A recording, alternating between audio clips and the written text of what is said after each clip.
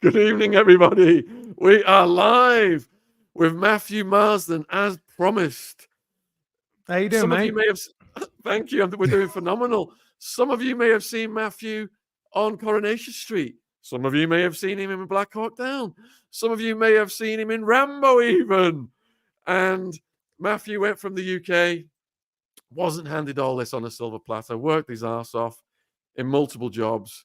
He's a very grounded person. He's got an appreciation of life. And he got into the mix with these people, and he realized when he pulled his son back from the agents that there were dangers ahead. He realized when they were trying to find out if he was gay, there were dangers ahead. He realized when he heard about proper big names that he can't mention getting compromised to get career advancements, and these people being traumatized by what had happened to them, that there were dangers ahead. And eventually, he got the hell out of the mix.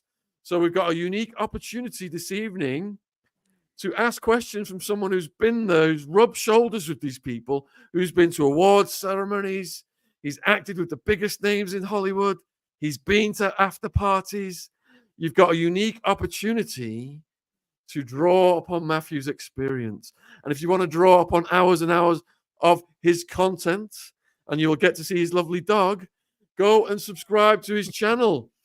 All of Matthew's links are in the description box below this video. We did 30 minutes with him about a year ago, and it wasn't enough. And the viewers ever since have been asking, come on, Sean, let's get Matthew back on. So huge thank you for coming back on, my friend. Oh, it's my pleasure. Back by popular demand, right? Is that how it is? Indeed, yes.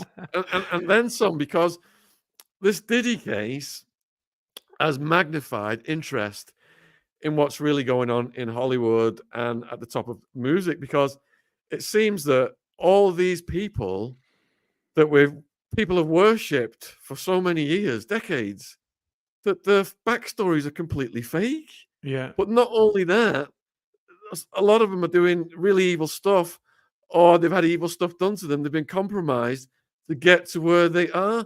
But before we go to all that stuff, a lot of people haven't seen the first 30 minutes that we did with you, Matthew, a year or so ago. We've got a lot more subscribers now. Let's just slowly reintroduce yourself, and tell them about how you grew up, where you grew up, and all the slog you had to do. All right. Well, it's a bit of a nightmare when you say to an actor, "Go talk about yourself."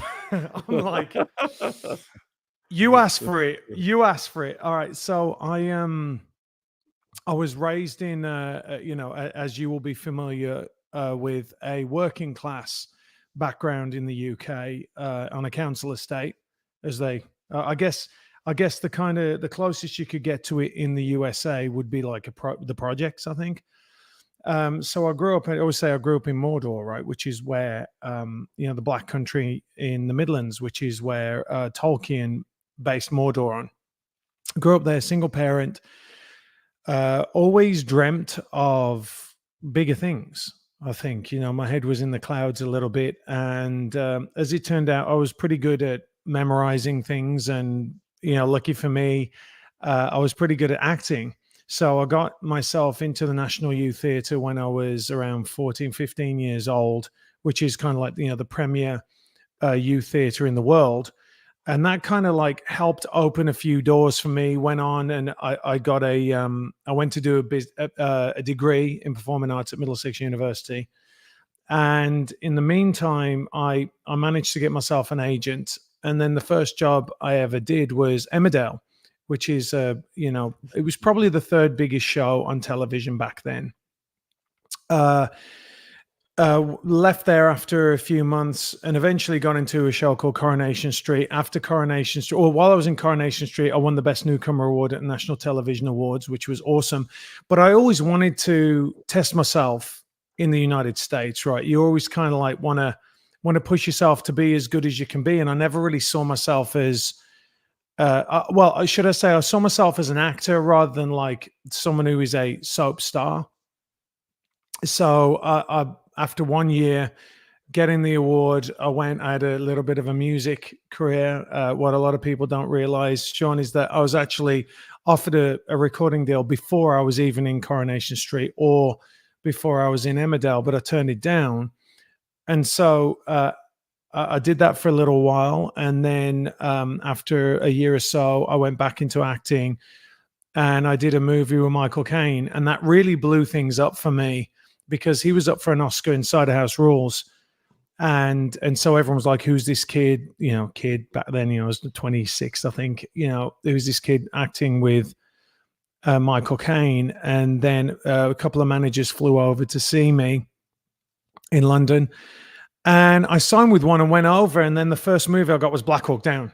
So I was like, why didn't I go earlier? But so I did that, and then got signed by the biggest agent in Hollywood. I was at CAA, who are they're the most powerful agents over there, and started having a career, and it was one of those ones where it was a real magical time when I first went, it was almost like, the streets were paved with gold. I was testing for different things. I tested for Superman, tested for all these like massive roles. And as time went by, I kind of started noticing the way that people would speak, because I think back then a lot of people were kind of apolitical. They weren't really, as rabid as they are now. If you went over there, you could just get on with life. People would say, hey, listen, if you work hard, you can achieve whatever you want to. And I look back and think that the real inspiration for me, Sean, was Rocky back in the day, because I'm like, what, coming from a working class background,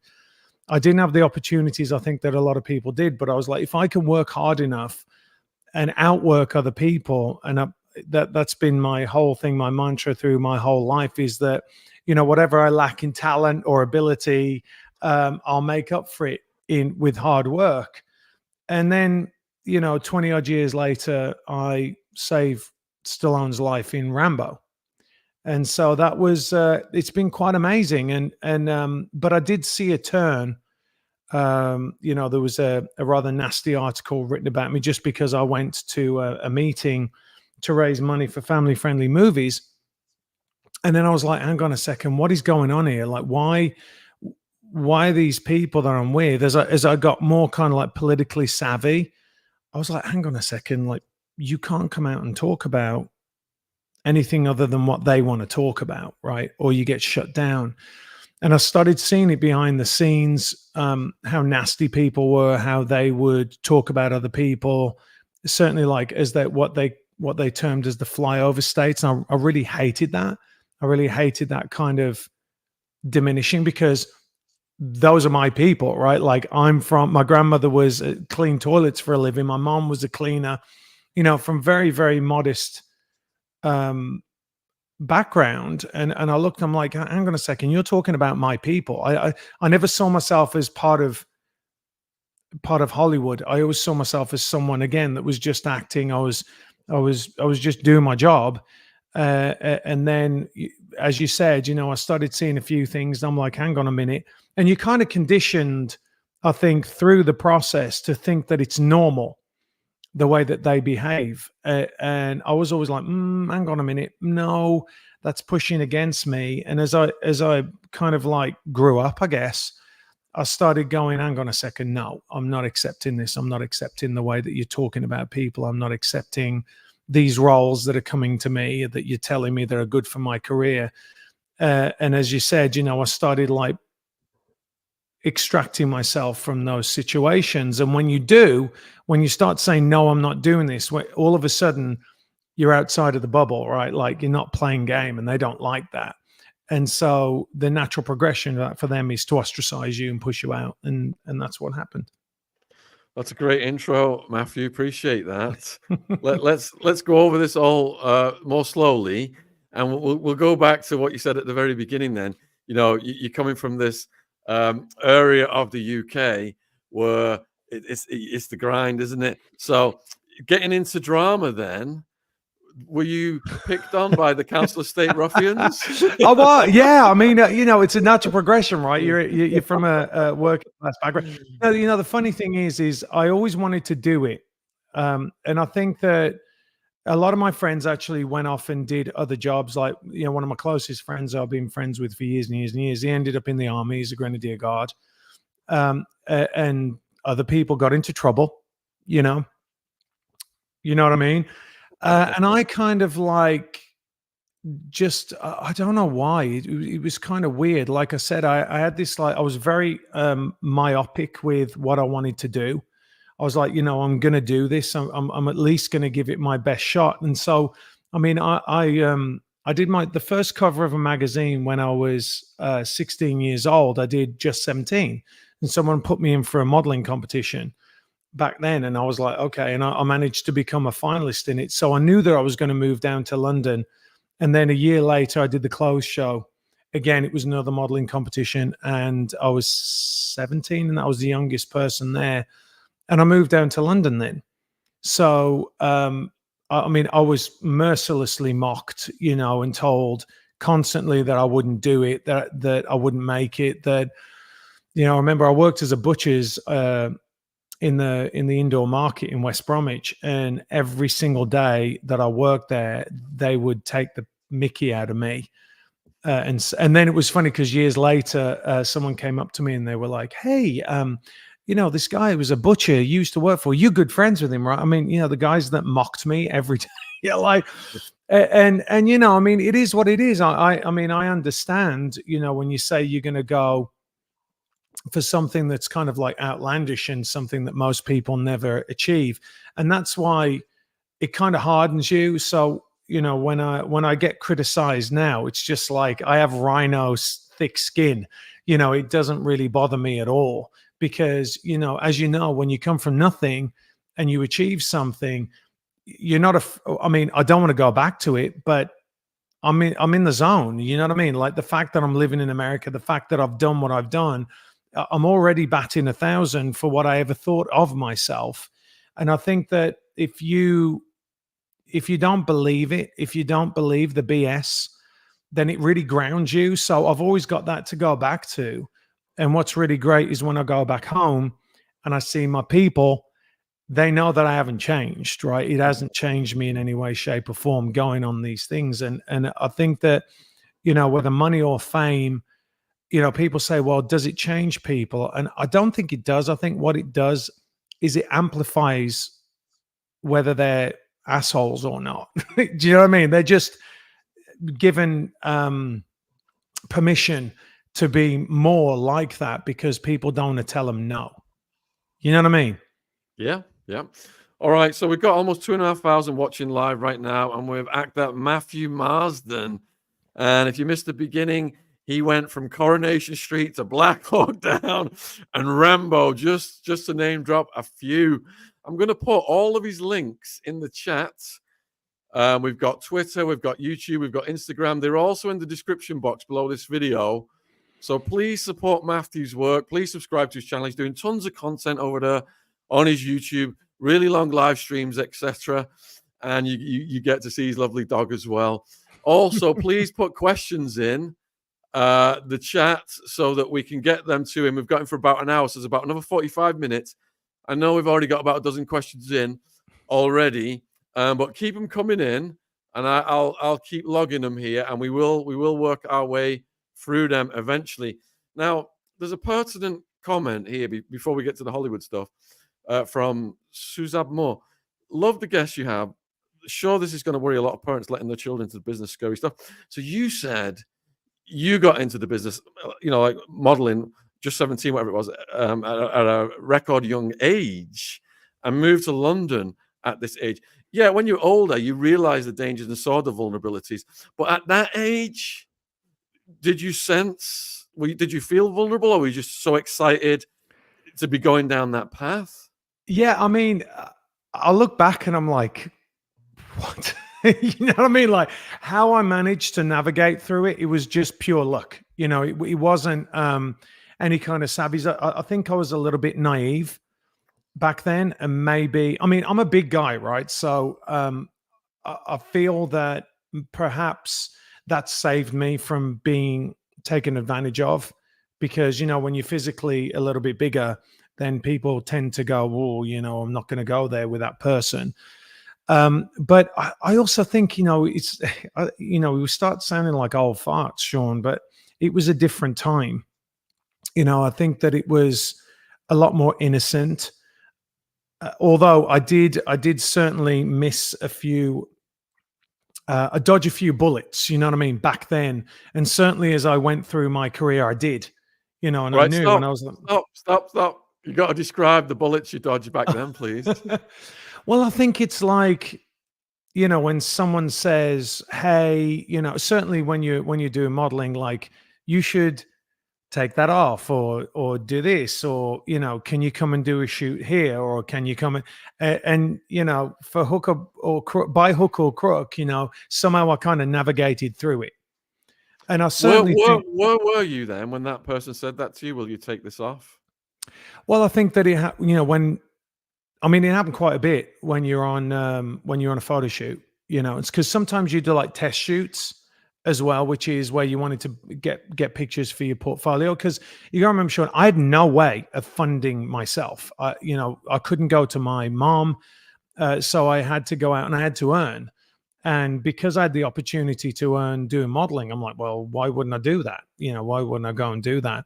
And I did other things as well, but I mean, the main thing for me was go off, do a modeling job, and mainly the modeling that I did was in, for example, in Turkey doing a commercial because of my acting background. So I remember I'd go into auditions, and people go, "Oh," when I'd walk in, because I was an actor that was modeling rather than a model that was acting. So I did a lot of that.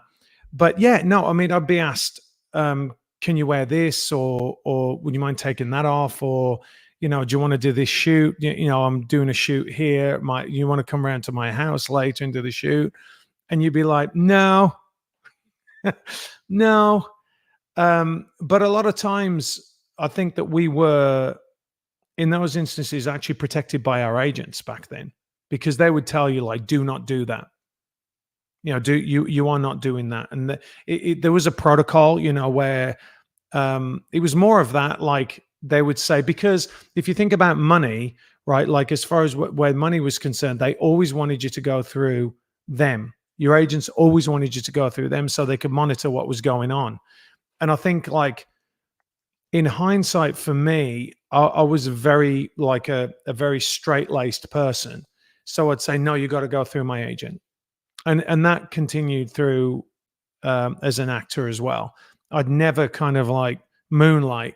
I was very much like, if my agent is putting me up for jobs, you got to speak to my agent. You know what I mean? So I think that kind of helped me. I did get offered, a couple of times, like there are people that are like, "Oh, I'm going to mentor you," and all that. And as a young boy that didn't have a dad, you kind of be like, okay, you'd look for that father figure, and very often, I think that in hindsight, looking back, that wasn't their intention, but I still managed to get away with it. And I don't know if it's because I was very kind of innocent, and they were like, "Oh, well, no, I can't take advantage of this person." And also I would have punched them in the face if they did. So there is that, you know what I mean? You're getting asked to remind the viewers how old you were when you're doing that modeling and what years that was. So the first cover I did was just 17, and I was 16 years old. So that would have been, let me do some math, like 89. Is that right? Because I was 73. So, and then Yep. I did Clothes Show in 1990. And when I moved down to London, it was with one of the finalists there. It's a guy called Martin Galley. And it was really funny because we stayed at his friend's house. For some reason, they weren't there, the apartment. I don't know why. And I can remember, Sean, I had to wash it. It was in London, in New Cross, and the apartment was so small, I could sit on the toilet and put my feet in the shower. And when you had to wash your hands, you had to do it one hand at a time, because the bowl was literally like yay big. And it had a tap on the corner, and it only had cold water. So it was funny, but I had Martin there, and we would go around to all these meetings together. It was a very, like, magical time actually around then. And like I said, I think that I dodged a few bullets there. Certainly when I came into Hollywood, I was much more aware of people wanting to take advantage of you. And then that grew as time went by. You know, I mean, look, before we get to that, you got another question from SM about this period of your life. And she wants to know what happened to chaperoning when young people are in places like studios and the like, when you were doing that? None of that. There was none of that. None of that back then. Not for boys anyway, lads. I never saw the girl. I mean, it was a very common thing for girls to go and start modeling at 14 and 15. And I never saw really any chaperones around that period of time. I mean, we would all go around in groups. But again, I don't know if it was just like a more innocent time or whether or not we weren't as aware of it. I don't know. But, you know, I mean, you'd certainly know. I remember once, and this is one of those occasions that, you know, you just feel it in your pit of your stomach. So I was taken on by a modeling agent in Milan and a modeling agent in Paris. And I was mainly commercials, which is, you know, as a model, you want to do more editorial because that's where all the, you know, the cool stuff happens. But commercials was where the money was. So I got taken on by this top agent in Paris. I remember flying over there and I was going around doing all the meetings in Paris. And then they were like, okay, we put you up at this hostel. And I'm like, okay. And I go there and it was a hostel. I'll never forget it, Sean. I walk up and it was a hostel with a double bed. It was all full of models. And there was a double bed and a single bed. And there were a pair of shoes at the single bed and a pair of shoes at the double bed. And I was going to have to sleep in the double bed with somebody else. And you know what I did? I walked down the stairs, drove to the airport and flew home. I was like, I'm not doing it. I'm just not doing it. That's not my vibe. And I called them up and I said, I'm sorry, you know, I can't do this. And I just flew back. It was, and look, it was just like, you know, cheap model accommodation because everywhere around that period of time, there's fashion week. So everything gets full. And I never felt comfortable doing that anyway. It was purely a way to make money. But again, I never saw any chaperones, nothing like that. But around that period of time, I never really saw anything bad happen. I mean, there was certainly like you look back and you say you're encouraged to do like nude photo shoots and stuff like that, right? You know, for the art. And I always think that about acting as well. You're always pushed to like push these certain kind of roles because they'll get you awards. And I always felt uncomfortable with it. You know what I mean? Even though they were saying you had to do it, I didn't feel right about it. And that's why now I look and I think that, you know, maybe, I don't know. I mean, looking for myself in a nuclear family now, there's no way I'd let my kids do that. And that's not a knock on my mom or anything like that. Like I said, I think there was a fair amount of naivety back then. But I certainly wouldn't, if my kids said I was going to do that, I'd be like, there's no chance. No way. It sounds like you had good spidey senses from a young age. What about the role of your mom? Did your mom have to sign off for you to do these things at such a young age? No, I mean, she was amazing in the sense that I think that she had a lot of confidence in me to navigate it. And she also knew that this was an opportunity to, you know, change the course of my life because it was so kind of different to anything else that I was looking at doing in my life. And she knew that I wanted to act. She knew that was my real passion from when I was really young. And so she saw that as a way through. So, you know, in one way it was really good. You know, she was very, very encouraging. She never put me down. She never said, oh, you know, you can't do that. She's always like, yeah, you know, if you believe in yourself, you can do it. And I believe that she, like I said, she had the ultimate confidence, and she did, you know, come down with me to London to meet with the agents and all that. And so for that period of time, I think that she thought that I was okay. I mean, look, they're sending kids off to war at 18, right? And in the past, kids would go off you know, I know there's a guy that I know very well called Gary O'Neill, and he lied to go to Vietnam at 14. So I think some people are more savvy than others. You know what I mean? And I think the fact that there was a group of us at that time that she felt like I would be okay, and ultimately I was. So was your mum right then? Were you able to parlay that early work to build a resume to get into TV? Was that the progression? Yeah, it was. I mean, I think it was more that I needed to go and hone my craft by doing my degree. So when I went to Middlesex University, there was no way that my mom couldn't afford to even pay for me to have any food. So when I went down there, it was just me by myself. So I had to figure out a way of doing that, of earning money so that I could eat. I remember going to, is it Quick Save? Like Quick Save. I go to Quick Save and I'd buy like 2 loaves of bread, and that was it. That was what I would eat for the week. You know, I ate a lot of toast. So, you know, it taught me the value. I mean, I always knew the value of money anyway, because, you know, when you come from nothing, that's it. So you have to watch every single penny. And I think that instilled even more the work ethic in me, that I'd look at things and I'd say, okay, well, I've got to give it everything because this might be the last chance, the last shot I get before I'm packing up and going back and living at home. And it's still with me now, to be honest. I still, you know, I'll work until 2-3 o'clock in the morning writing. And that was really instilled in me. But yeah, I mean, what it allowed me to do, because I did, you know, GCSE, drama, then I did A-level theatre studies, then I went to do a performing arts degree and actually left before the end of it because I was getting a lot of work. I was getting people sniffing around me, and I'm like, what use is a performing arts degree? It's not worth the paper it's written on.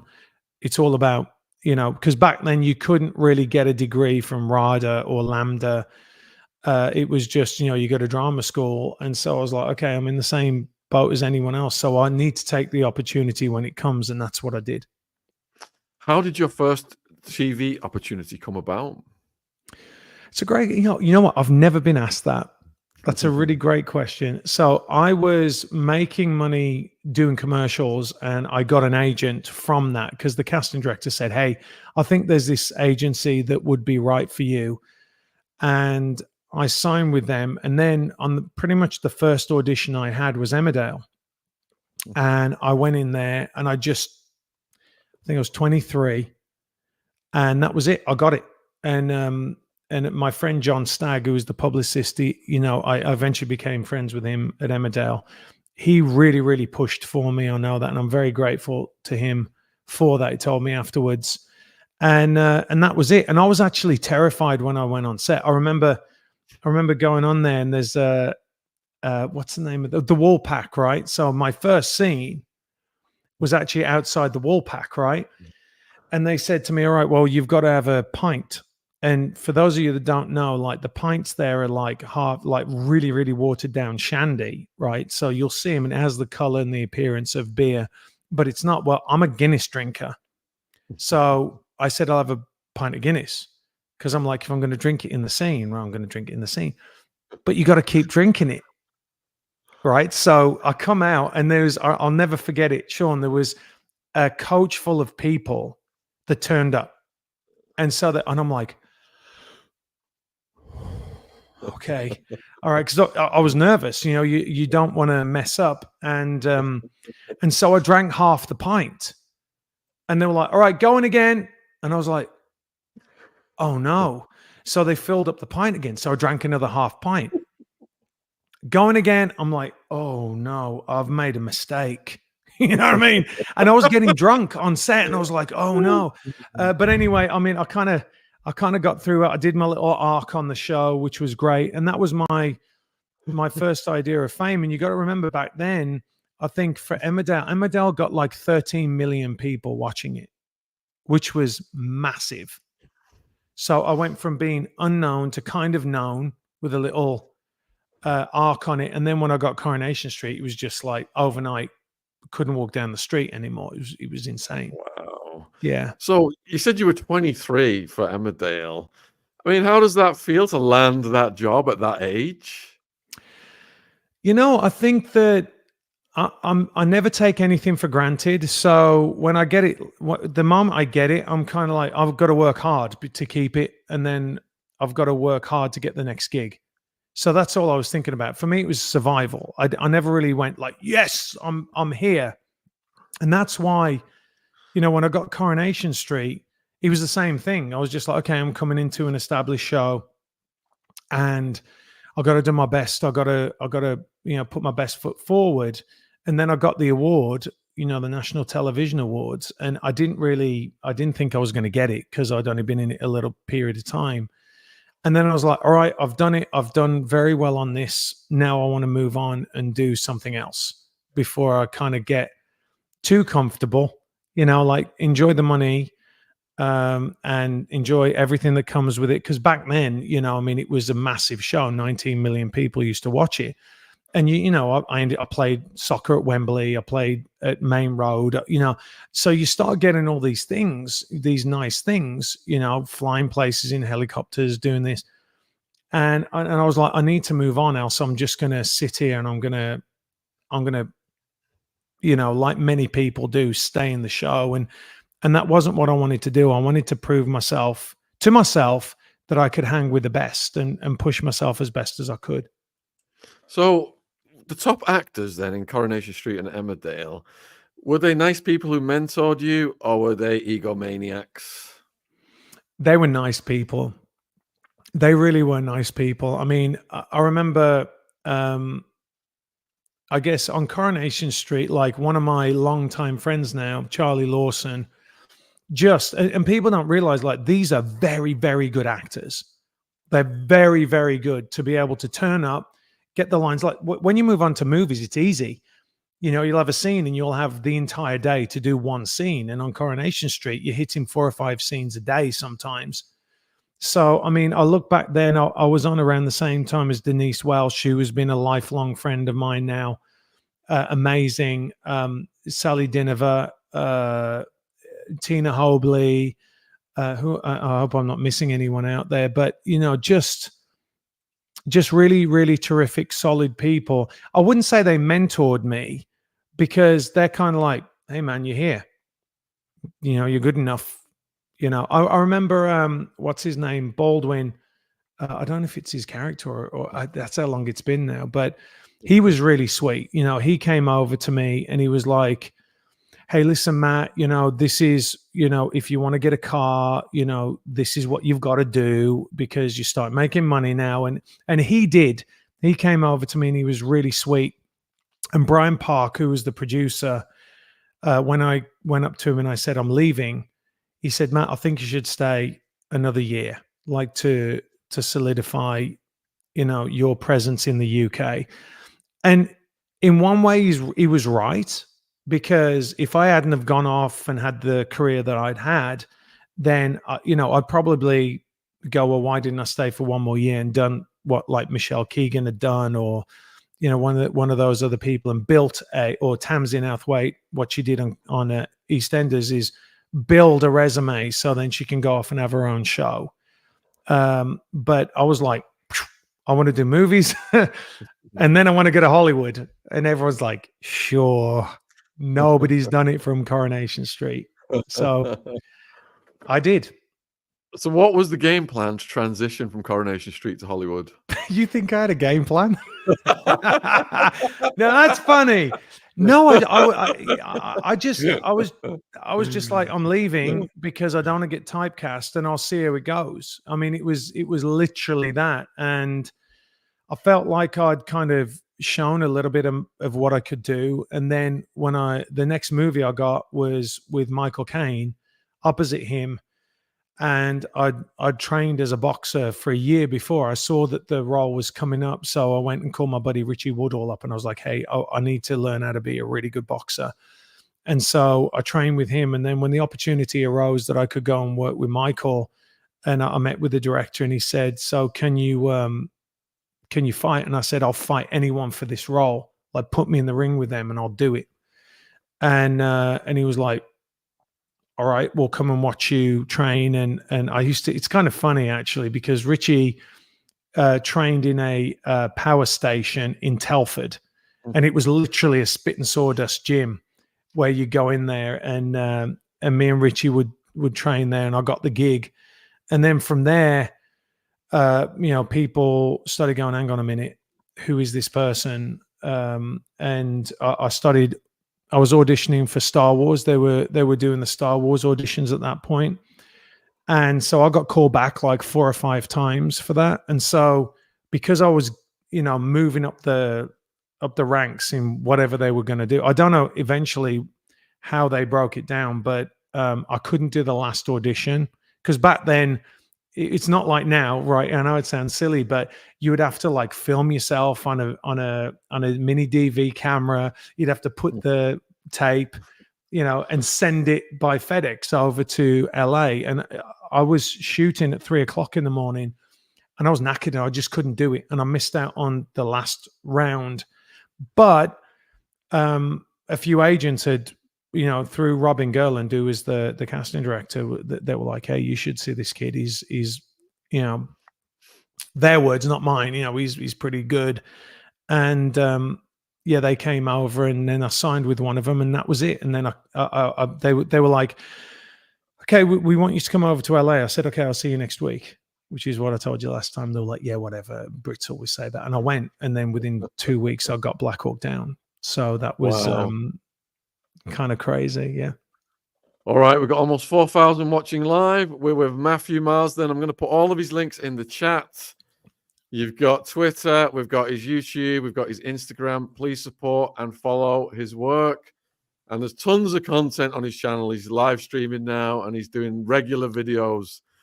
So go over there and give him some love.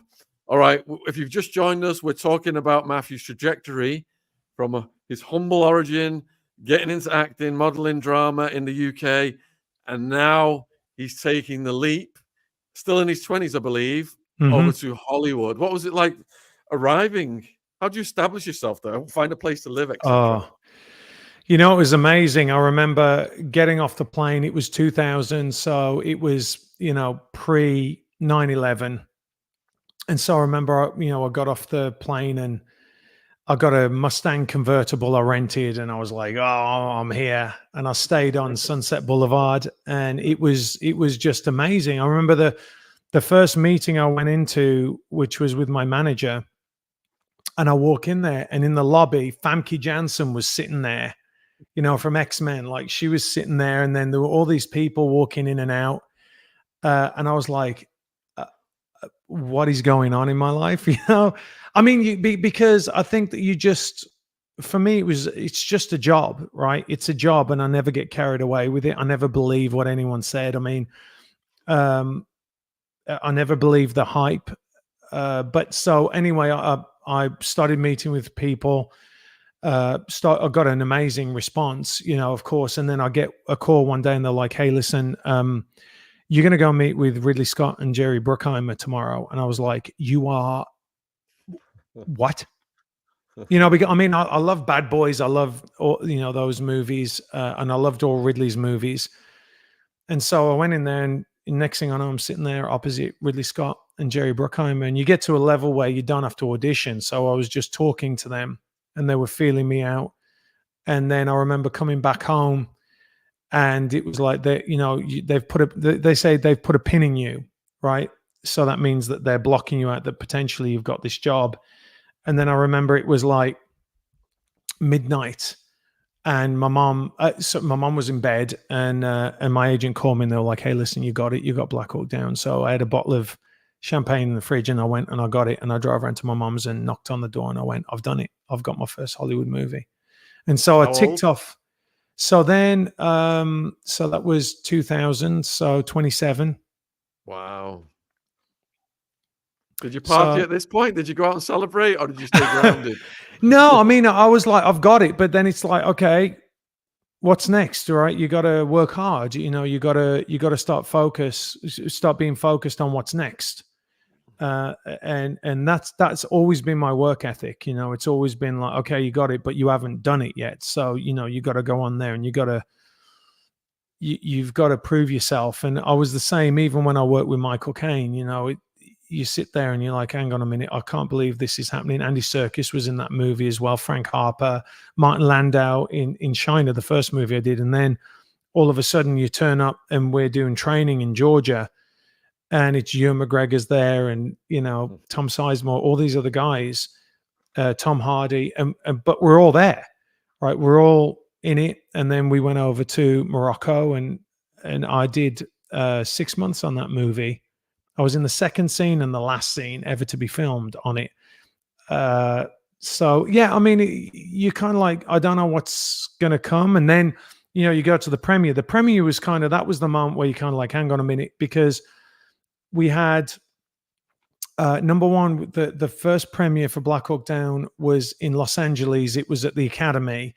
So Jerry Bruckheimer and Ridley had us all stand up, and, you know, you're looking around and Will Smith's there, and, you know, all these like giant actors, and they're coming up and they're like, hey man, that was a great movie. Well done. And you're like, I don't know how to deal with this. And then of course, coming back home, we did the premiere in London, and it was insane, you know, because we'd been put in this like cauldron back when we were doing all the training, and then we'd done the film, and then we hadn't seen each other. And then we come back, and we'd all got our limos pulling up. So, you know, one by one, we're all pulling up, and there was just this like massive crowd at Leicester Square.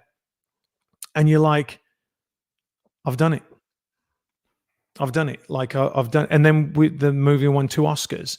And so, you know, when people want to come on, and they always want to knock you, right? Especially after what happened to me when I kind of got canceled by Hollywood, they always kind of say, well, you know, you just this and that. And I'm like, you can never take away from me what I've done. I dreamt of this when I was a kid. You know what I mean? You can't take it away from me.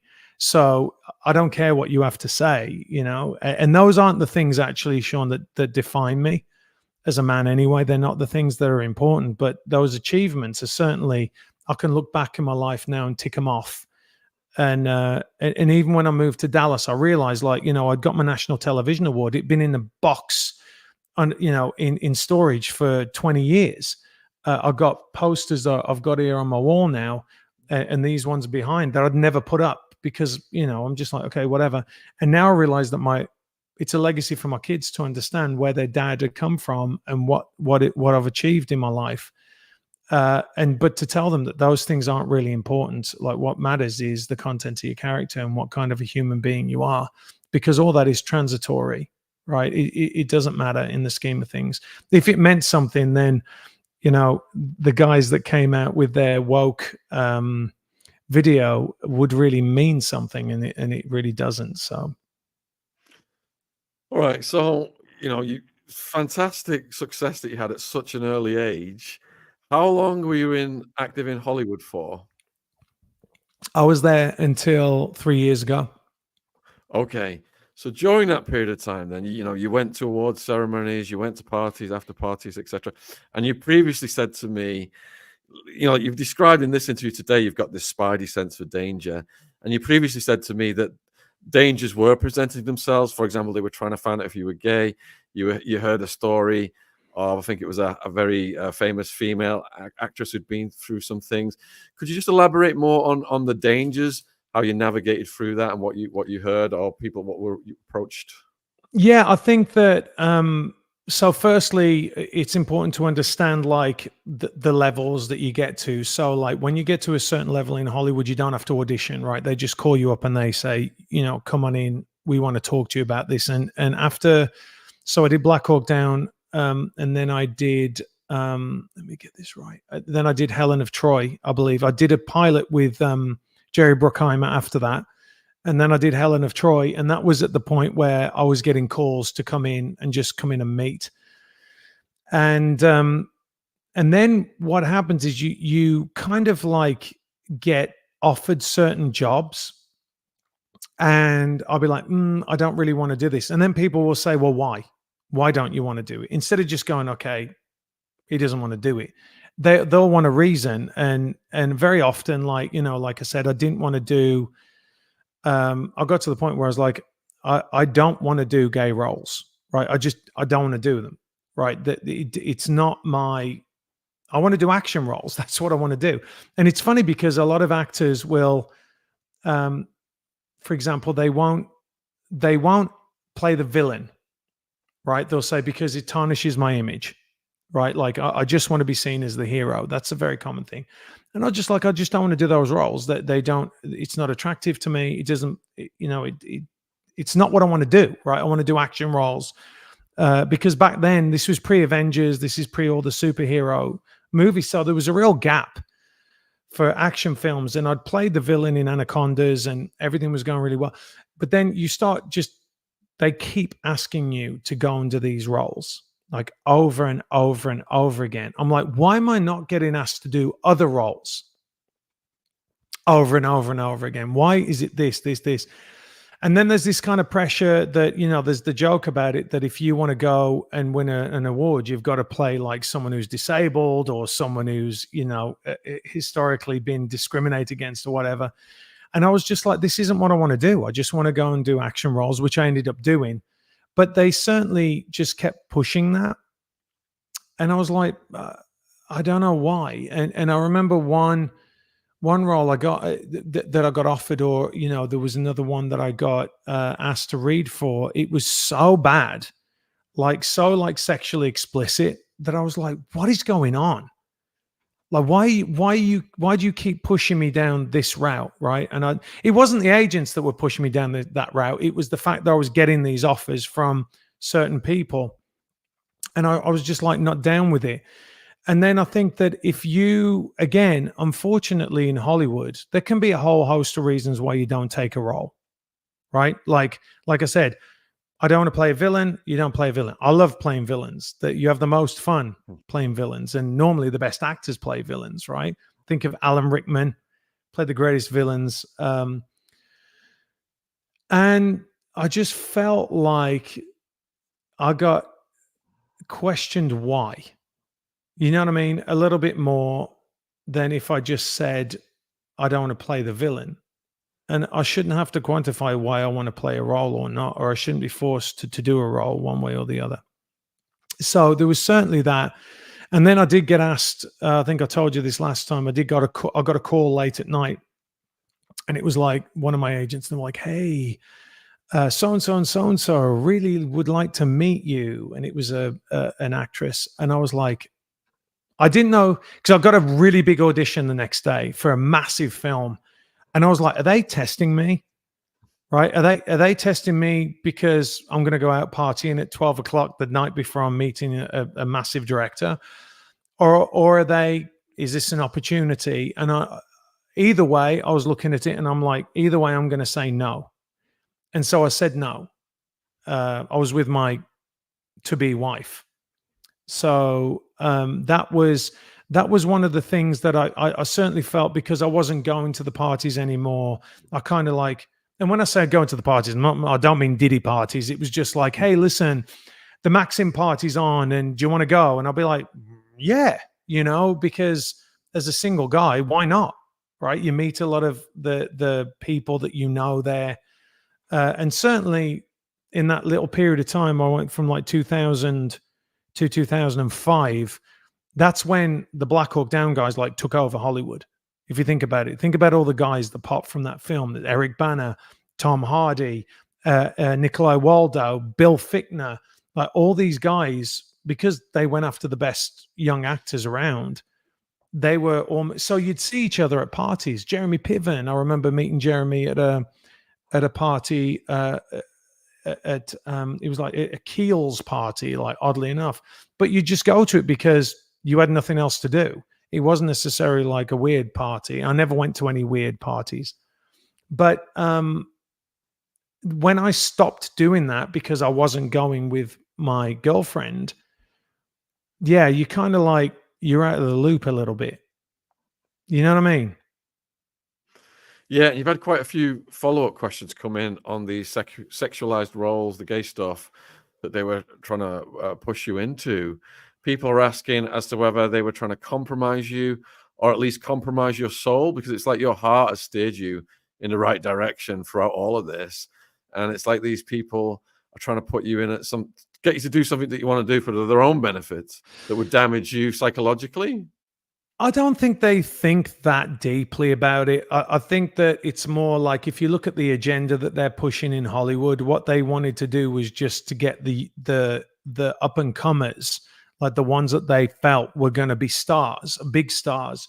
They get them in those roles early, because it's an agenda that they want to push, right? Because like now it's gone overboard, right? Like you say, like, I don't care what anyone's sexual orientation is. It's got nothing to do with me. Like, just, don't be putting it in my life. I don't care. But I feel that now it's just rammed down our throats to the expense of good stories, right? Like, all I'm interested in is the role good, is the story good, is it going to challenge me in a way that perhaps I haven't been challenged before? That's all I care about, right? When I'm looking at a role. And I felt like it was moving away from that, because you got to remember, Sean, like Hollywood is like 9 years. It normally takes about 9 years on average for a script to get made into a movie. And so the woke agenda that has been coming through in recent years, that was sown ages ago, right? And unfortunately, I think that you do get into these like kind of circles that you all think the same, right? And they don't necessarily like people that are independent thinkers. They like to say that they do, but they don't. And that's why you saw Zachary Levy, recently coming out and saying, look, if you have any conservative leanings in any way, shape, or form, and I want to quantify this. By conservative, it means not far left, right? Because if you're not a far left person right now, then you are a right-wing maniac, because you have to agree with everything that they say. And I'm just not that person. And again, for me, it kind of started with hearing people talk about other people like they were less than them, like flyover states, like, doesn't matter if you come from, Iowa or, Wisconsin or anything like that, or Oklahoma. And then the other thing that I found was that, when I came to the South, that had been demonized pretty much from the whole time that I'd heard about the South, right? Everyone's really lovely, right? And it's not what people say it is at all. And so I think that, I think that they were trying to compromise me? No, I don't. I think that they were just trying to push their agenda. And look, I had a friend of mine tell me, Sean, that they were asked to go and do a PSA about, and I know I can't say it, right, because you'll get a hit, but he got asked to do a PSA about something that went on over the past 4 years or 5 years. And he didn't want to do it. And they hounded him to do the PSA, right? Because they wanted to find out why he wouldn't do it. And because if he wouldn't do it, then was he part of these conspiracy theorists? You know what I mean? So I just thought earlier on in my career, I'm like, I'm not going to compromise myself for these people. I have a soul. When you start having kids, things change. You're like, you know what? It's kind of like when you'll eat whatever crap you'll eat, but you want to give your kids organic, right? And so I'm like, you know what? I've got to change. I've got to change my approach. And I started just becoming a little bit more vociferous and pushing back a little bit more against the narrative, because I think it's very damaging. And they've spread a lot of lies. And look, you're seeing it now. I think Hollywood is dead. I think it's over. They've just pushed it too far, and all people want to do is watch a film. That's all they want to do. They don't want to be preached to. They don't want to be told what they should be thinking. They certainly don't want to be told, Sean, by a bunch of privileged actors how they should be living their lives and what bad people they are. So I just watched the speech by J-Lo. That just came to mind when you said that. Yeah, I mean, I'm not going to say, why would you take advice from someone who has a personal life like that? That's all I'm saying. It's a bit of a car wreck, isn't it? All right. So, from interviewing people close to Diddy and from Harvey Weinstein. You went from J-Lo to Diddy. I like that. That's like a... All right. From the Harvey Weinstein case, and from what you said last time about a big name celeb who had been through something traumatic, I'm getting the impression that to get to the top, a lot of them have to go through some kind of ritual or some kind of compromising situation, like the casting couch thing with Weinstein. How prevalent do you think that is? I think that, I mean, the Weinstein thing, like I said, as far as I was concerned, that was a rumor that was always around. I mean, that was there from the moment I went into Hollywood. Like if you want to get an Oscar, Len, Harvey Weinstein. You know what I mean? Like it was always that because he was so powerful. And that was certainly the rumor. I'm not going to say that I know for definite. I do know that there's a couple of people that I've spoken to that have told me stories about literally someone locking the door on them and saying, if you want the role, then you've got to do this. I can tell you that. I can absolutely tell you that happened because, well, that this person told me that it did anyway. Whether or not they were telling the truth, I don't see any reason why they would lie about it. Do I think that everyone's compromised? I don't think everyone is compromised. I think that you got certain people that will. I don't think people truly understand this, right? So let me give you Jim Caviezel as an example the other way, right? So Jim Caviezel comes out and he does The Passion of the Christ. It is the biggest independent R-rated movie ever. Now, as I've explained before, is that when you do a film like that, you get a dollar amount assigned to you. Like that's what they'll say. Basically, your worth is to the distributors, which allows you to greenlight films. And this is why the cancellation in Hollywood is so insidious, because if the phone stops ringing to you, then you get less and less work or lower and lower wages. And then all of a sudden people are like, well, he's not worth anything. What was his last movie? It wasn't a hit. It was a small movie. And that's why you keep seeing the same people over and over and over again, because they have a dollar worth that the distributors believe they will get back. They will recoup, right? If you put them in the film. So you look at someone like Jim Caviezel, who is an amazing person, right? He truly is an amazing person. He does an amazing job in The Passion of the Christ. Should have won the Oscar for it, right? He should have. He said he spoke in Aramaic. It was a giant film. But he didn't get any more movies after that. He went off and did Person of Interest, that was a successful TV show, and I'm not knocking that show. But the truth is he should have been, if you compare him to other actors that have been in independent movies that have popped, they go on, let's say like the majority of them. Like I remember watching Vin Diesel in Pitch Black, and I'm going, this guy's going to be a giant star, right? Because he was amazing in that film, and then it made $1 kajillion. So I think in an instant like that, you make a ton of money and you skip, right? Like you skip the process, right? Because everyone's like, whoa, this guy, like someone like Vin Diesel, who is, he fit exactly what people needed at that point. He was big, masculine. He was an action star. He was in a hit.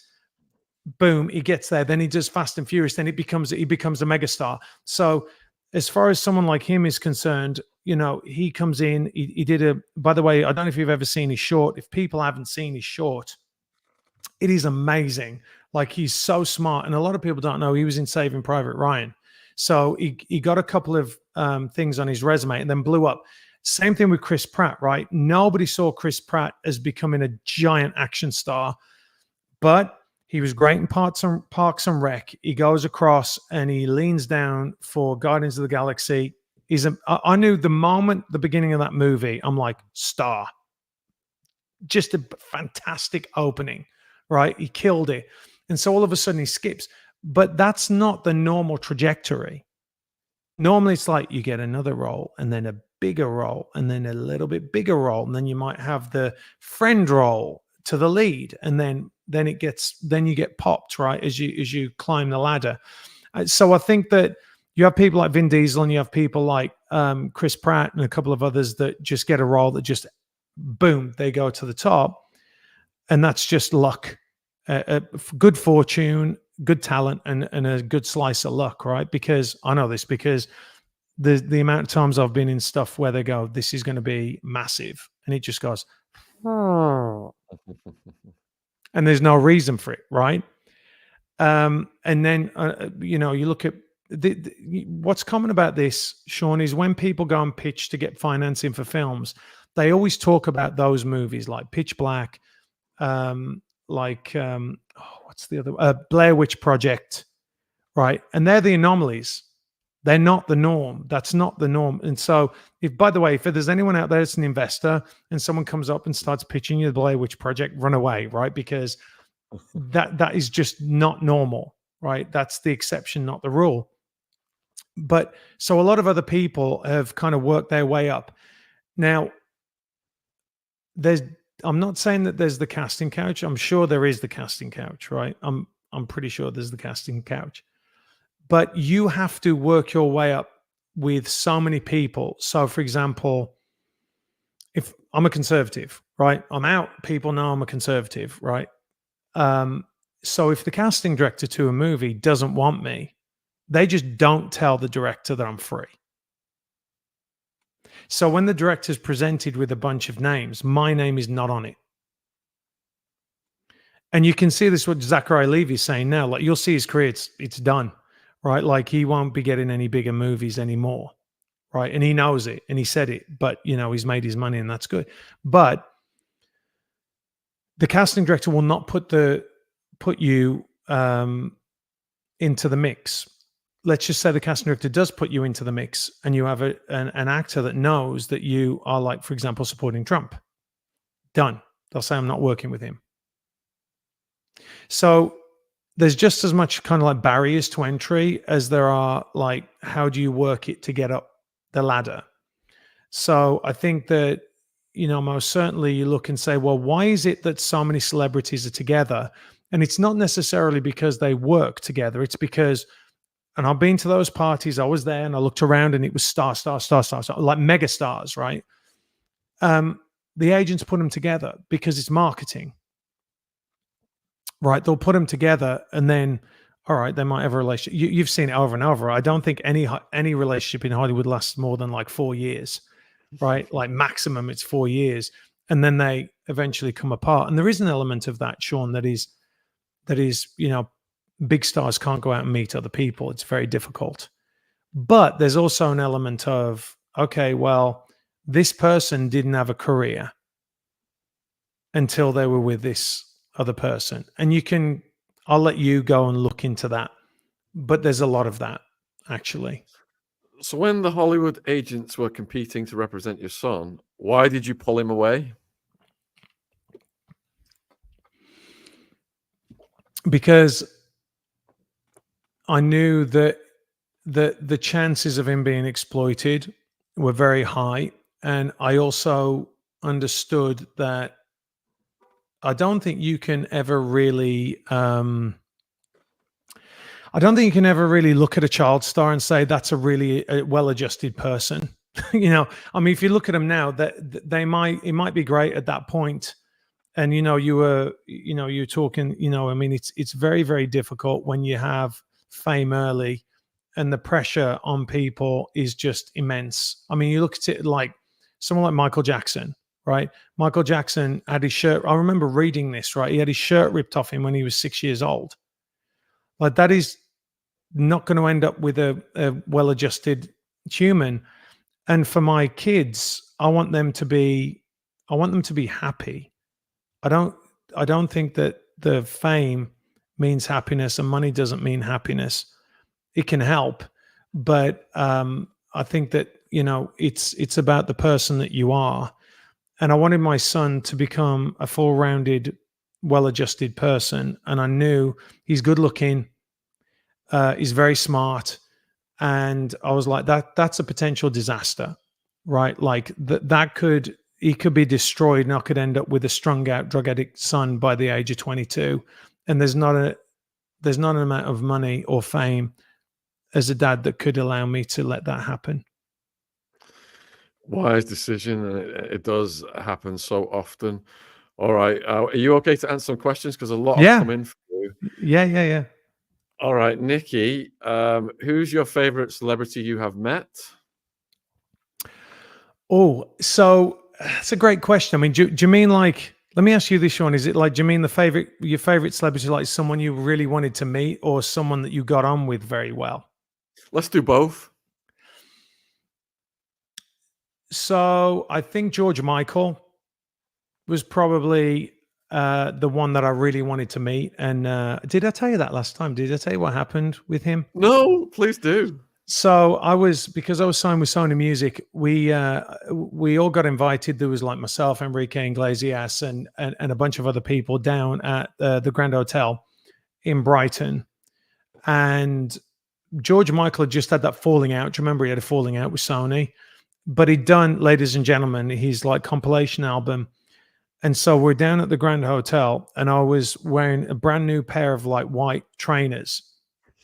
And I'm standing there, and like George Michael walks into this bar. It's funny, George Michael walks into a bar, right? And he walks into this bar, and I'm like, oh wow. It's just because I always loved him as an artist. I thought he's got the most beautiful voice. Like he's got an incredible voice. And he's such a great songwriter. And I used to listen to the album over and over and over again, Listen Without Prejudice. I was like, it's just such an icon. And he walked straight over to me. And I'll never forget, Sean, he was wearing like this super, like he was super well dressed, like this great 3-piece suit. And he was wearing red shoes. I'll never forget that. And he comes over and he goes, "Hey, Matt." And I'm like, George Michael knows who I am. And he goes, "Oh," he goes like this, short. He goes, "Oh, nice shoes." And he treads on my trainers. And he puts his footprint on my trainers. And he walks off. He just like disappears. And I'm like, what? So that was, I mean, George Michael was kind of awesome. I mean, obviously working with Sly and him, you know, just sitting there for his stories, which was quite amazing, you know, to hear him talk about making Rocky and making Rambo.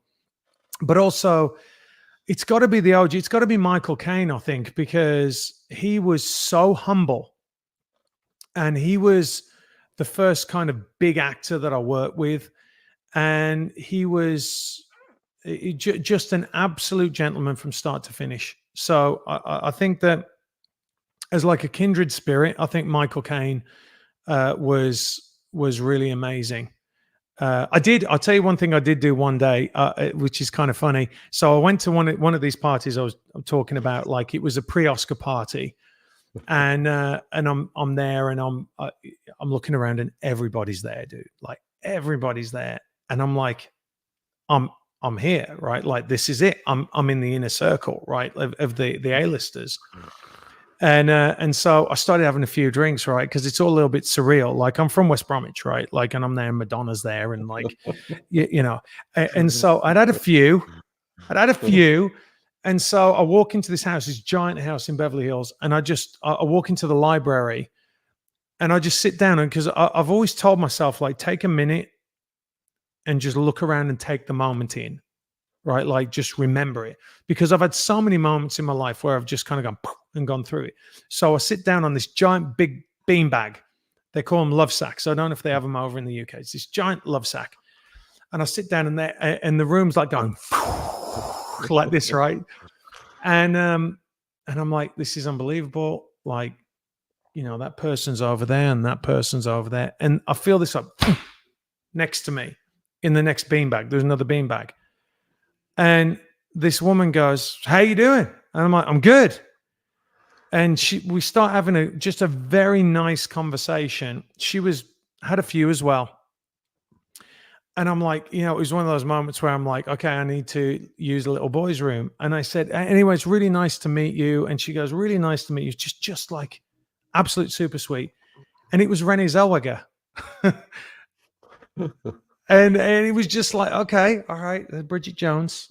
And then I went off, staggered off to have a pee somewhere. And so anyway, I had a lot of those moments. I've had a lot of those kind of crazy moments. So next question is from Nico. How do you get out of Hollywood without being taken out? And I would like to add to that, not necessarily ending you, but like destroying your reputation or some kind of, you know, retribution. Well, they have. So, Hollywood was kind of like, it's like a death by a thousand cuts, right? Because you'll say like, I don't want to do this role, I don't want to do that role, or and all of a sudden, for me, it was the Huffington Post article that came out in 2010 that really like kind of nailed me. They're just basically, I went to raise some money. You can go and look at it if you want. I won't get into it, but that was the beginning of them kind of going, well, hang on a minute, he's not in the gang. And even though there's nothing in that article that suggests anything about my political persuasion, I wasn't really political back then. They certainly do not tolerate Republicans or anyone who's remotely conservative or anyone wants to like go against the agenda. And so what happens is, you start, you might not get called in on jobs. So your amount of work goes in. So your agent's like, what's going on? And your manager might go, this article, what's this article? And then they kind of get like pressured from other people. You represent that guy. And then that's it. And so I'm like, all right, well, I don't want to be a part of a group that treat other people like that. Right. So I don't care. I'm out. And so I'm still doing, I still like did Reacher, and I did a movie that came out earlier on this year. So, I'm still doing stuff, but it's kind of outside the bubble. And the frustration about that is it's very difficult to get really good quality roles, good quality films outside of that bubble. Although now most people have switched off to Hollywood and they don't want to see anything anyway. But you do get to the point where you're like, it shouldn't be like this. Like, just because you won't bend the knee to the Borg, that used to be an admirable quality, right? Like if you have some moral fortitude and stand up for what you believe in, someone might disagree with you. And I'm like that. Like, look, I admire them for standing up for what they believe in. It certainly wouldn't preclude me from hiring them for a job. But that's the way Hollywood is. And now you saw it with Gina Carano. You've seen it with, Zachary Levi. Other people are coming out and they're like, listen. And then you also see the way that so many people speak about, shall I say, non-Democrats. They are really vicious. I don't understand that. So I'm all right with being out of it. Next question is from Georgie. Black Hawk Down. Loved the movie. Did Matthew get to work with SEAL Team Red, and has he met Michael Jaco? On Black Hawk Down, I actually worked with, on that particular movie, there was a guy. None of the SEALs were there. There's a little bit of trivia on this. Actually, there were 3 SEALs that were involved in that operation, and the Navy didn't give them permission to use Navy SEALs in Black Hawk Down. So that's why there are no SEALs. But I worked with Delta Force on that. There was a guy, I'm brain farting on his name right now. I can't. Lee Van Arsdale, who was a Delta guy. A lot of the Rangers that were in that in Mogadishu went on to be in Delta Force. So outside of that, I've trained with them. I've trained with 2 of my very good friends. I think it's actually in SEAL Team 6. I think that's what he's referencing. Red Team is, you have different teams within SEAL Team 6, and SEAL Team 6 is kind of like the elite group of the Navy SEALs, right? So, you have all the different named SEAL teams like 1, 2, 3.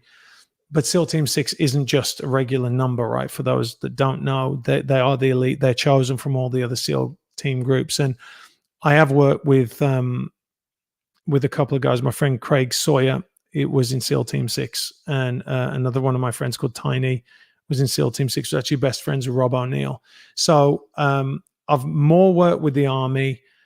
Like I said, I've worked with the Delta guys. I've worked with Army Rangers. And in recent years, I've worked quite a bit with Green Berets. And when you're in California, you work a lot with the SEAL teams because obviously the proximity from Coronado to LA. So you get a lot of guys up there. So I've worked with a lot of regular SEALs. But my training's mainly been with Army guys. Question from Queenie Morris. Matthew, what role did you want to play but didn't get due to not playing the game? I can't really say that there's a role that I wanted to get that because I wasn't playing the game, but the role that I would have loved to have had, and it wasn't because of any other thing, but they were going through, you can look it up actually, that the process was such a disaster. There's a great video on YouTube about it.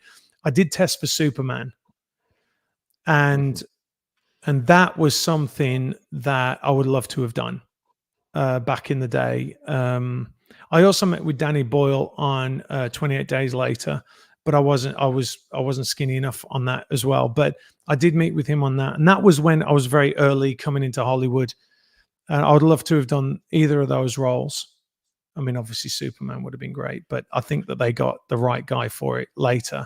I mean, that was the pre-Brandon Routh one. So I went in and met with Brett Ratner for that, and then it all fell apart. And then they did the Brandon Routh one, which was a disaster. And then they got the right guy in Henry Cavill. Nikki wants to know, if you could have a superpower, which one would it be? Flight. Right.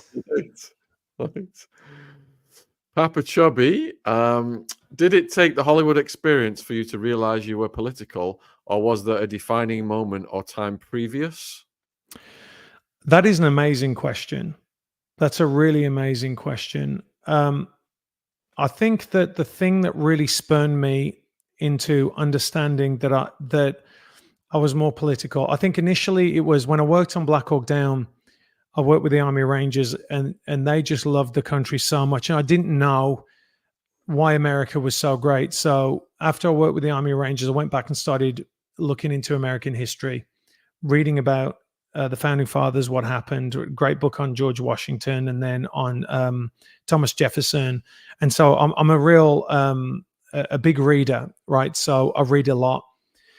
And I think that the election with Barack Obama was the thing that kind of switched me onto American politics, because just to get into it a little bit, Sean, if you don't mind, if you want me to talk about it. All right. So the fact that I was coming back to my faith, and Barack Obama went to a church with Reverend Wright, and Reverend Wright was a Black liberation theologist. And Black liberation theology, for anyone who doesn't know, is a Marxist. It was set up as a Marxist thing to break the back of the Catholic Church in South America by doing something what they call is collective salvation, which means, Sean, that if I'm a Christian, then you've got to do what you can't put my salvation at risk, right? So I've got to force you to be a good person, for me to be able to get to heaven.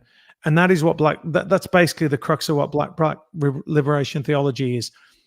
And that is what Reverend Wright teaches or taught at his church. And Barack Obama was at that church for 25 years. And so people were just dismissing Barack Obama going to this church. And I said, well, hang on a second. Either he believes in what Reverend Wright is saying, which is Black liberation theology, which is a problem because it's Marxist in nature, or he sat there for 25 years and didn't learn anything, which means he's a moron and he shouldn't be president. And that to me was just a logical thing, right?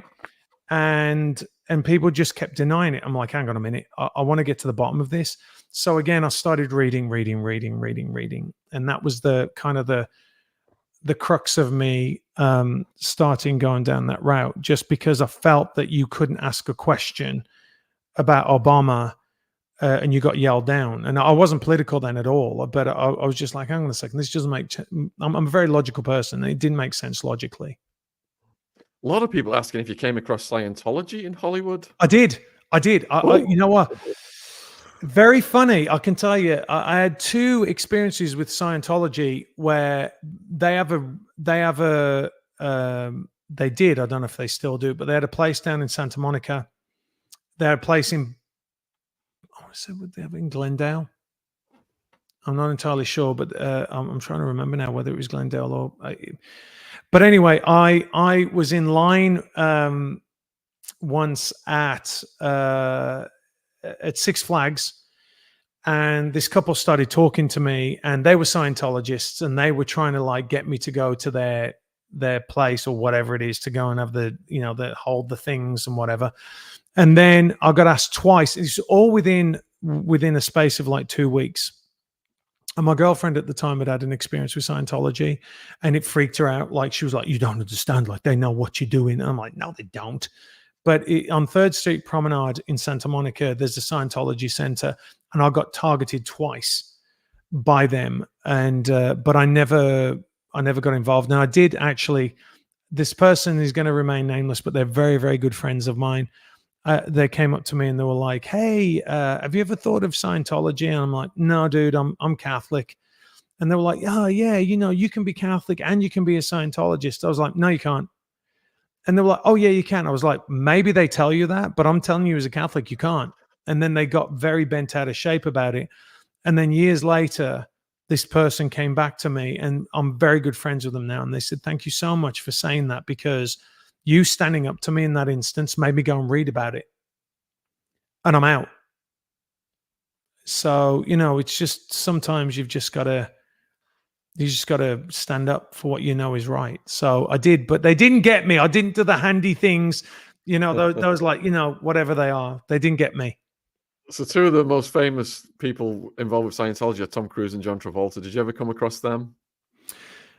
No, I know someone who knows John very well, said he's one of the most amazing people you'll ever meet. Very, very sweet, very kind. I also know that I don't know anyone who has a bad word to say about Tom Cruise, to be honest. I mean, they say that I know someone who worked with him, and they turned up to work one day and he's there and he's making the coffee. And I'm like, "What?" He's like, "Yeah." He was like, and they were like, "Tom, you got to come to work." And he was like, "Oh, hold on, what do you want? Do you want a double espresso?" So, I mean, for whatever weirdness is with the Scientology, and it's kind of crazy, I haven't heard a bad thing about either of those guys. I can honestly say that. And I know that Tom Cruise like works his ass off. And look, I love Top Gun, and look, I'm a big believer in, just, if you're going to do your thing, do your thing. I don't try and push people into believing what I believe. So, whatever, you can carry on as long as it's not like infringing on other people, whatever. Next question. Are you still acting? If not, what makes you happy now? I am still acting. I mean, I did, like I said, I did a movie that came out earlier on this year. I'm writing a lot because the stuff I get is just so bad. Like, it's just poor, and I don't want to do it. Like, I think I told you this last time, I got a script, and they were like, "Okay, there's a script, it's shot." I won't say where it is. I don't want to expose it, what the production is.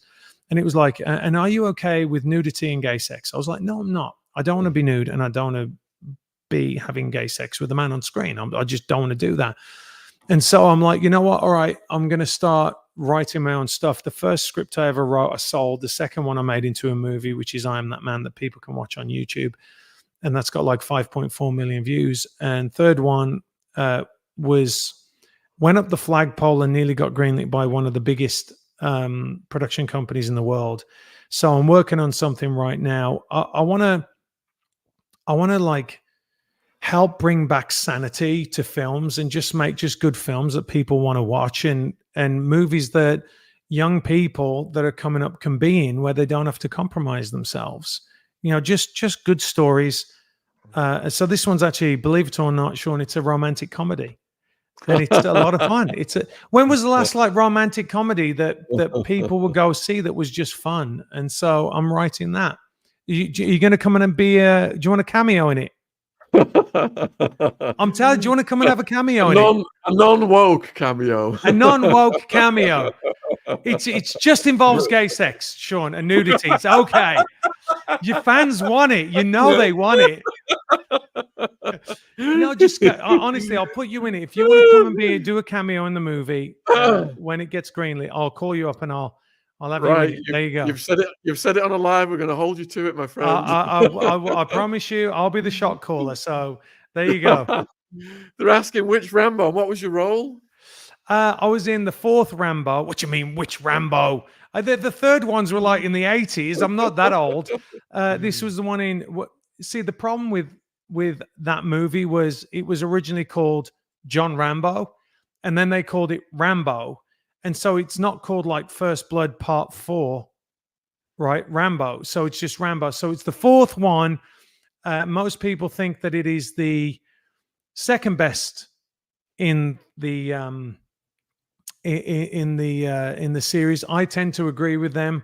I love the first one, and I play a role. I play the sniper, schoolboy in that. So there you go. All right, next question is: have you seen Yellowstone? Yes, I have. Yeah, yeah, I love it. I Johnny, love it. I think you it's love it. terrific. Yeah, yeah, I think it's absolutely great. I think the acting is great. Cole Hauser, who's a friend of mine, is, you know, for all intents and purposes, a terrific human being. So I know that. But yeah, it's a great show. Just masterful writing. Yeah, I love it. All right, we'll just. Are you all right? Just go to half past, and we'll get through the rest of the Yeah, questions. yeah. Okay, so that's 5 more minutes, folks. Get your final questions in. Claire, Matthew, following and standing by your convictions in your craft, which part of your life was affected the most in a positive way, according to you? Wow, you got really great followers, haven't you? Like this is a terrific question. I think that getting to a point where you have like plot armor, you know what I mean? Like where you go, you can't affect me. It doesn't matter. I think that my life, what has really enriched me, I think from standing up, and saying it, is when you get like the one message where someone says, I was going to quit, but because I saw you doing that, I didn't. And I'm really thankful of it. So those things really mean something, because for the most part, you know, you're a meat puppet. You're going around, like, being an actor isn't like an important really profession. It's not like we're saving lives or anything like that. But I think, and that's why I started doing my own YouTube channel, and my buddy Trevor Colt really pushed me to do it, because I think that there are a lot of people that feel disenfranchised right now, Sean, you know, and they look at someone like yourself and look at someone like me, and they're like, hey, these are just real people that have been through extraordinary circumstances, and they've come out the other end, and they're like at least a semblance of being normal, and they can relate, right? In a oddly enough, I think that the advent of social media, it's made people more distant from each other, and I think that these things like these live streams have made people come together more to understand that I'm not going out of my mind, I'm not losing it. So I think for me, realizing that there are people out there that are aligned with me, because my life personally is really great, and that wasn't affected by my career, if you know what I mean. Like that I've been working on. I think, you know, and I'm sure you do this, you evaluate yourself and say, you know, what is my legacy? What am I going to leave for my kids? Are they going to turn around and say, my dad was a good man? You know, because that's really what matters, right? That's what you really want to leave. And so I've been working on that outside of my career anyway. But I think that the change to do these kinds of things, and the feedback you get from people that say, hey, listen, we really appreciate that. I love that. I think that's really great. It's a really positive in my life. Good answer, yeah. A lot of people are asking about various names. I'll just throw you a load of Matthew at once and see if you have come across any of them. So we've got Keanu Reeves, Jason Statham, Denzel Washington, Beyonce, Johnny Depp, Oprah. Okay. I haven't. It's funny because you could have done a bunch more and I would have said yes. But Johnny Depp, the only experience I had with Johnny Depp was I had the pleasure of being behind him at the Pirates of the Caribbean premiere. You don't want to be behind the star of the movie at the premiere, which was a disaster because everyone's like, "Shut up, get out the way." So that's been my only experience with him. I have, however, I do know Kevin McNally. I work with Kevin McNally, who's his right-hand man in the Pirates franchise. I nearly worked with him on Public Enemies. There was a whole thing with that. That's a whole other thing. Beyonce, obviously. I mean, I did a single with her, so I have met her. I've sang with her. I haven't seen her in a long time. Last time I saw her, we were meant to go to Six Flags together in LA, which was kind of funny. But I haven't seen her in 20 years. And the others, no, I haven't really had an experience. Oprah was on her way out, really. We're in like different spheres. What were the other ones? Denzel, no, I'll tell you this. I know a lot of people who love him. And I'll tell you this, he does a lot of good work behind the scenes. He does a lot of charity work that nobody knows about. and he's the real deal. Like, I love Denzel Washington. I mean, I think, you know, I love Man on Fire is one of my favorite movies of all time. And what was the other one where it's all black and white and he's walking through and it's he's blind? I love that film as well. I always end up going, oh, I've got to watch this, but he's terrific. Is Tom Hardy nice? Just came up. Yeah, when I worked with him, he was lovely. And a few years later, we kind of somehow ended up like Facebook messaging each other like randomly. And he was in South Africa, I think, doing something. I was like, hey, how you doing? He's like, great, yeah, good.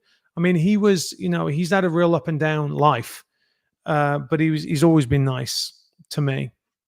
Always been nice to me. Final question then. Are you settled in America or would you move back to the UK? I love America. I love America. I mean, look, I love the UK. I love the people back home. When I came back recently, I just remembered how absolutely beautiful a country it is. Like, it really is like got some stunning natural beauty. And when you're around it, like Texas is pretty much flat and dusty, like for the most part. And I did live in Paradise in California. California's, you know, probably the most beautiful place in the world.